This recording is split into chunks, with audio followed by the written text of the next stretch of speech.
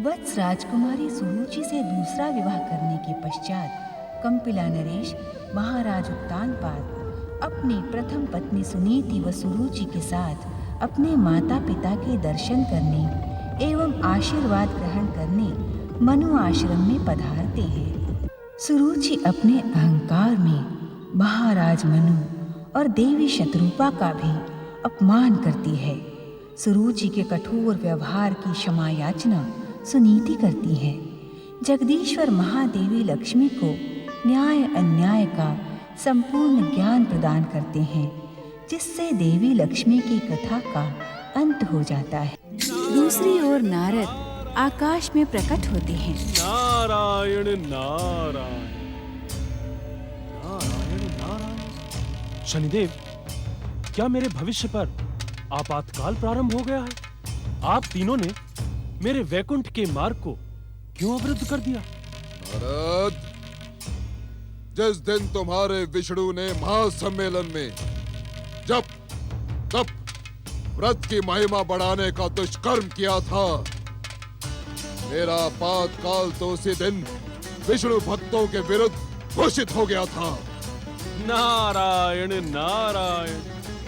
देवर्षि नारद, आप संसार की विध्वंसक शक्तियों के स्वामी शनिदेव के सन्मुख नारायण नारायण का जाप न करें। अगर करना ही है तो शनिदेवाय नमः, जय शनिदेव जय शनिदेव जय शनिदेव करें। हाँ मित्र ढैया, मुझे शनिदेव की जय जयकार करने में भी तनिक आपत्ति नहीं है। अर्थात मित्र, अर्थात का अर्थ आप नहीं सुने तो उचित होगा। नारायण नारायण। हम तुम्हारे दुष्ट स्वभाव से भली भांति परिचित हैं नारद। तुम कई अर्थों वाली भाषा बोलने के लिए संसार में प्रसिद्ध हो, किंतु हम भी शनिदेव के अनुचर ढैया हैं। हर बात के अर्थ को भली भांति समझ लेते हैं। अब तुमने सुनने की हट ठान ही ली है तो सुन लो। जिस व्यक्ति में सत्य की निष्ठा और सदाचार का प्रमाण होगा, उसे नारद नर नहीं नारायण मानकर सहर्षि उसकी जय जयकार करेगा। यदि तुम्हारे स्वामी में सत्य और सदाचार जैसे तत्व हो तो देखकर मुझे बता दो। नारायण नारायण, मैं उनकी भी जय जयकार करूंगा। नारद, तुमने अपने स्वभाव के अनुसार दो अर्थों वाली भाषा बोलना प्रारंभ कर दिया। नारायण नारायण। शनिदेव, नारद के जीवन का एक ही अर्थ है, एक ही उद्देश्य है और एक ही मार्ग है, भगवत भक्ति। नारद, हम हर विष्णु भक्त को विष्णु भक्ति के शक्ति का परिचय कराने के इच्छुक हैं। तो जब हम विष्णु भक्त पर अपने कुदृष्टि का प्रयोग करेंगे, तब तुम्हारे आराध्य जगदीश्वर विष्णु अपने भक्तों की रक्षा कैसे करेंगे? किंतु इसका कारण क्या है शनिदेव? इसका कारण है, वो कारण है विष्णु से हमारी जन्मजात शत्रुता। नारायण नारायण। जगदीश्वर भगवान विष्णु आपके शत्रु हैं? ये भ्रम अपने हृदय से निकाल दें शनिदेव। भगवान श्री विष्णु तो प्राणी मात्र के हित चिंतक, कल्याण की कामना करने वाले और जगत पालक हैं। आप भी उन्हीं की सृष्टि के एक अंश हैं। नारायण नारायण। नारद, नारायण नारायण। सत्य को सुनकर उत्तेजित न हो शनिदेव। आप भी जगदीश्वर भगवान विष्णु की सृष्टि के ही एक अंग हैं। वे आपके माध्यम से संसार पर आपातकाल का निर्धारण करते हैं। यदि किसी व्यक्ति को पूर्व कर्मों के अनुसार दुख का सामना करना हो, तो वे आपको दंड विधान के लिए नियुक्त कर देते हैं। नारायण नारायण। यदि किसी व्यक्ति को पूर्व कर्मों के अनुसार दुख का सामना करना हो, तो वे आपको दंड विधान के लिए नियुक्त कर देते हैं। नारायण नारायण।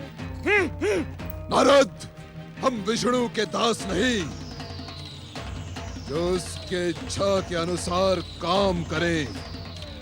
जो हमारे महत्व को स्वीकार नहीं करता, हमारी पूजा, आराधना, जब तब व्रत नहीं करता, हम उसे अपनी इच्छा से दंडित करते हैं, अपनी इच्छा से। वैकुंठ के महासम्मेलन में तो तुम भी उपस्थित थे नारद। क्या तुम्हें स्मरण नहीं कि हमारे स्वामी ने वहाँ क्या कहा था? शनिदेव भक्त शिरोमणि ढैया, स्वामी, इस नारद को स्मरण करवाओ कि हमने महासम्मेलन में क्या कहा था। स्वामी, आपने उस महासम्मेलन में कहा था कि जो जीव त्रिदेवों और त्रिदेवियों से निराश होकर आपकी भक्ति, आपकी आराधना और आपका जप तप व्रत करेगा, निश्चित ही आप उस पर प्रसन्न होकर उस पर कृपा करेंगे। मुझे आपके हर कथन का भली भांति स्मरण है शनिदेव। इतना स्मरण भी रखो नारद कि मनु पत्रोत्तान पाद और उसकी पत्नी सुनति को अपने विष्णु भक्ति पर गर्व है। अब तुम देखना कि हम किस प्रकार इन्हें परिस्थितियों के चक्रव्यूह में उलझाते हैं, और यही बात विष्णु की सर्वोच्चता को प्रश्न चिन्ह लगा देगी। तो मैं इसे भी जगदीश्वर भगवान विष्णु की ही लीला मानूंगा। नारायण नारायण। अर्थात कि तुम्हारे जगदीश्वर श्री विष्णु अपने ही भक्तों को भयानक दुष्चक्रों में उलझाएंगे नारद। हाँ? दो अर्थों वाली भाषा बोलने में प्रसिद्ध नारद, जाकर कह देना अपने विष्णु से कि वो अपने भक्तों की रक्षा करने में सावधान हो जाए। नारायण नारायण नारायण नारायण। हे गृहपति सूर्यदेव, हे जप तप व्रत में आस्था रखने वाले ग्रहों, मैं आप सबका आवाहन करता हूं। इस समय संसार के सम्मुख विध्वंसक शक्तियों का संगठन विनाश की भूमिका रच रहा है। आप सब पधारें, शीघ्र पधारें।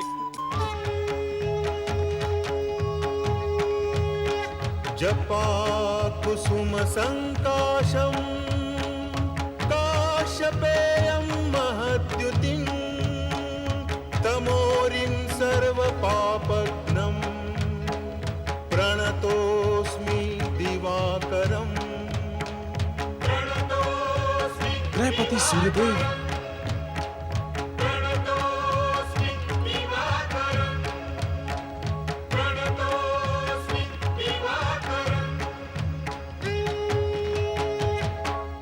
शंख तुषाराभं क्षीरोदार्णव सन्निभं नमामि शशिनं सोमं शम्भोर्मुकुटभूषणम्।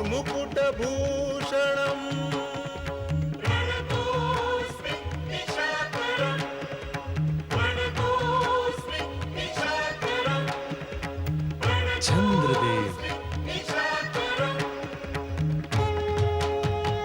धरणी गर्भ संभूतं विद्युत्कान्ति समप्रभं कुमारं शक्तिहस्तं तं मंगलं प्रणमाम्यहम्।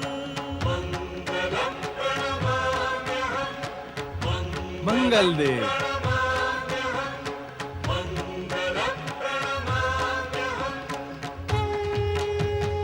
देवानां च ऋषीणां च गुरुं काञ्चन सन्निभं बुद्धिभूतं त्रिलोकेशं तं नमामि बृहस्पतिं। देवगुरु बृहस्पति,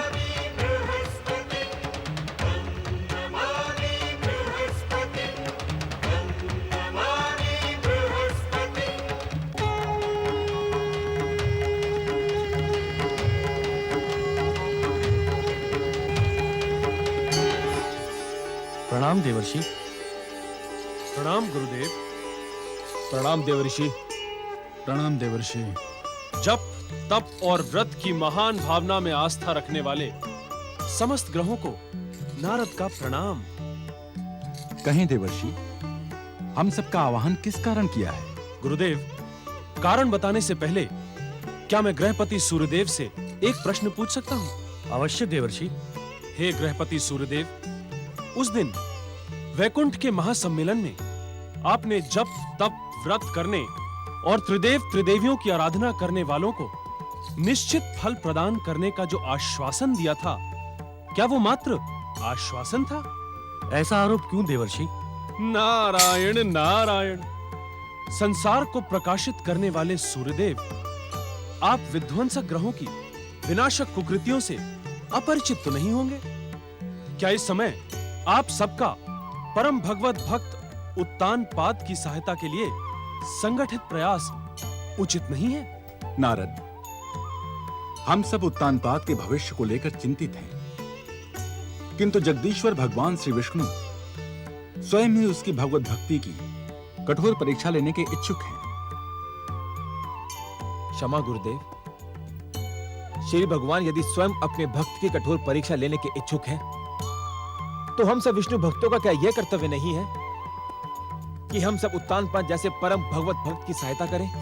उत्तम, अति उत्तम। ग्रहपति सूर्यदेव, हर भक्त की सहायता हमारा निर्धारित कर्तव्य है, परंतु स्मरण रहे कि सहायता भगवान विष्णु की लीला और परीक्षा के अनुकूल हो। नारायण नारायण, गुरुदेव, इस समय उत्तानपाद को परीक्षा से अधिक विध्वंसक ग्रहों का विध्वंस पीड़ित कर रहा है। हम सब का कर्तव्य है कि हम सब भगवत भक्त उत्तानपाद की विध्वंसक शक्तियों से रक्षा करें। ग्रहपति सूर्यदेव, हम देव ऋषि नारद की बात से पूर्ण सहमत हैं। हमें उत्तानपाद की विध्वंसक शक्तियों से रक्षा कर वैकुंठ के महासम्मेलन में दिए आपके आश्वासन को पूर्ण करना होगा। चंद्रदेव, आपका प्रस्ताव नीति सम्मत है। हम समय आने पर उत्तानपाद की शनि, शुक्र और राहु जैसे विध्वंसक ग्रहों से अवश्य रक्षा करेंगे। नारायण नारायण, ग्रहपति सूर्यदेव, उत्तानपाद के जीवन में वो समय आ गया है, अब उसे आप सब की सहायता की आवश्यकता है। विष्णु लीला से इस समय मनुपुत्र उत्तानपाद अपनी द्वितीय नवविवाहित पत्नी सुरुचि के साथ आनंदित है। इस समय हमारा प्रतीक्षा करना ही उचित रहेगा, किंतु समय आने पर हम समस्त ग्रह उत्तानपाद और उसकी पत्नी सुरुचि की सहायता अवश्य करेंगे।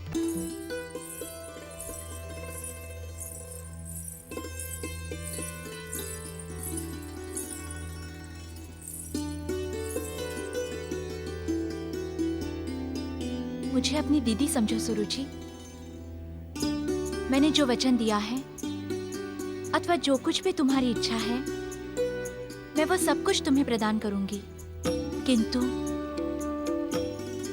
तुम मेरी इच्छा का सम्मान करते हुए केवल मेरे स्वामी को प्रसन्न रखो।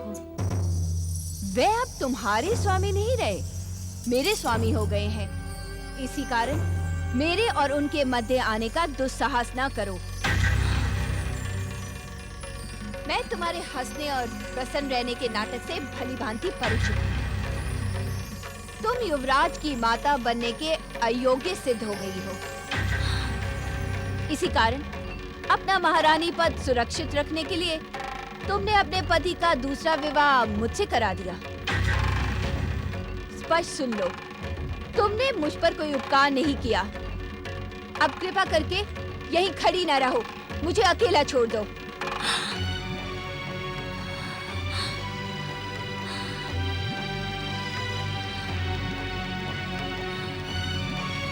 पटरानी सुरुचि, मैंने स्वेच्छा से अपने समस्त अधिकार और अपने स्वामी को भी तुम्हें समर्पित कर दिया है। मुझे आशा है कि तुम उनकी और प्रजाजनों की कामना अवश्य पूर्ण करोगी।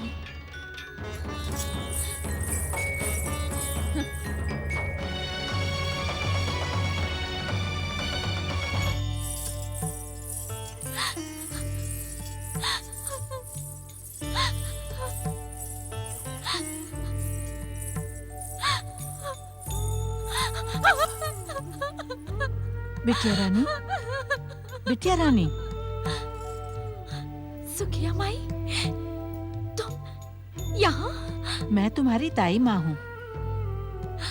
बचपन में तुम मेरी ही गोद में खेल कूद कर इतनी बड़ी हुई हो। इतना सब कुछ हो गया और तुमने मुझे बुलाया तक नहीं।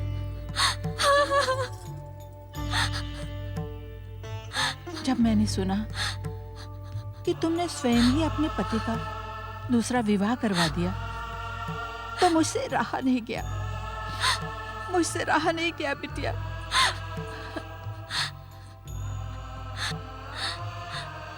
मैंने तो सोचा भी नहीं था सुखिया माई कि मुझे अपनी सोच से इस प्रकार अपमानित होना पड़ेगा। मैं क्या करूं सुखिया माई, मैं क्या करूं? मेरी तो कुछ समझ में नहीं आ रहा। बिटिया रानी, तुमने स्वयं विपताओं को निमंत्रण दिया है। स्त्री के संसार में सौत का आना सदा दुख और विपताओं का कारण बनता है। तुमने ऐसा क्यों किया बिटिया? महारानी बिटिया, क्या महाराज स्वयं दूसरे विवाह के इच्छुक थे? नहीं नहीं, वे तो इस विवाह के विरुद्ध थे। उन्होंने बार बार इस दूसरे विवाह के लिए मुझे मना किया, परंतु मैंने ही। मैं समझ गई बिटिया, जो कुछ हो गया उसमें परिवर्तन नहीं हो सकता। तो मैं क्या करूं माई? अपनी स्वयं बनाई हुई परिस्थितियों के अनुसार अपने आप को परिवर्तित करो बिटिया। सुखिया माई, सुरुचि, सुरुचि मेरी भावना को क्यों नहीं समझती? कंपिला देश के लिए मेरे त्याग को क्यों नहीं देखती वो? मैंने तो कभी उसका अनिष्ट नहीं सोचा। उसने जो कहा मैंने वही किया, किंतु वो सदा मेरा अपमान करती है। क्यों सुखिया माई, क्यों? वो तुम्हारी सौत है। एक सौत दूसरी सौत को कदापि स्वीकार नहीं करेगी। तुम भला करोगी तो वो संदेह करेगी। वो सोचेगी ये भला तुम अपने स्वामी को रिझाने के लिए कर रही हो। सुखिया माई, मैंने स्वयं अपने सौभाग्य पर दुर्भाग्य का काला टीका लगा दिया। अब मैं किसको दोष दूं? किसको दोष दूं मैं?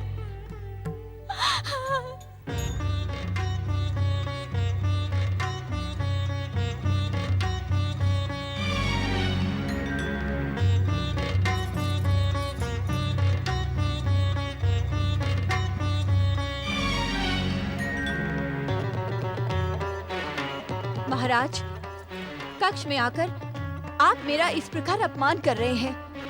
क्या दिखाने के इच्छुक हैं आप कि वत्स राजकन्या सुरुचि में आपकी तनिक भी रुचि नहीं? अपनी वाणी पर संयम रखो सुरुचि। महारानी सुनीति को प्रसन्न करने के लिए हमने वो सब कुछ किया जो करना अनुचित था, परंतु तुम शालीनता की सारी सीमाएं लांघती जा रही हो। अर्थात स्पष्ट कहें, क्या कहने के इच्छुक हैं आप? क्या मेरी विवाह का मूल्य मात्र महारानी सुनीति की प्रसन्नता है? आपको भली भांति ज्ञात है महाराज, सुरुचि अपना अपमान और उपेक्षा कदापि स्वीकार नहीं करती। यदि तुम सचमुच पटरानी कहलाने की इच्छुक हो तो पटरानी के योग्य आचरण करो। महाराज, आप तो स्वयं को युग पुरुष महाराज मनु के पुत्र कहलाने का गर्व अनुभव करते हैं। क्या आपको अपनी गरिमा के अनुकूल आचरण करना उचित नहीं? पटरानी, सत्य सुनकर इतना उत्तेजित होने की आवश्यकता नहीं है महाराज। मैं विवाह की क्षण से देख रही हूँ, आप इस विवाह से प्रसन्न नहीं हैं। यदि यही सत्य है तो क्यों नष्ट किया आपने मेरा जीवन? क्यों दुख पहुँचाया आपने मेरे मन की शांति को? उत्तर दीजिए महाराज, उत्तर दीजिए। न तो मैं तुम्हें दुख पहुंचाने का इच्छुक हूं, न ही तुम्हारा बहुमूल्य जीवन नष्ट करने का।